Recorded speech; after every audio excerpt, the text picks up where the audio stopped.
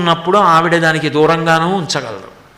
ఇది ఇప్పుడు నీకు అవసరం అనుకుంటే అది ఇవ్వనూగలదు.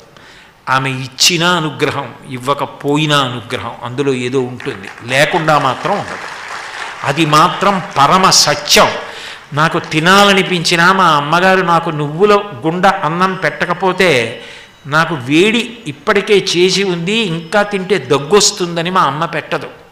మా అమ్మ పెట్టకపోవడంలో నా క్షేమం ఉంది. మా అమ్మ పెట్టినా నా క్షేమం ఉంది. పెట్టినా పెట్టకపోయినా ఆమె పాదాలు వదలకపోవడంలో భక్తి సంస్కారములు ఉన్నాయి.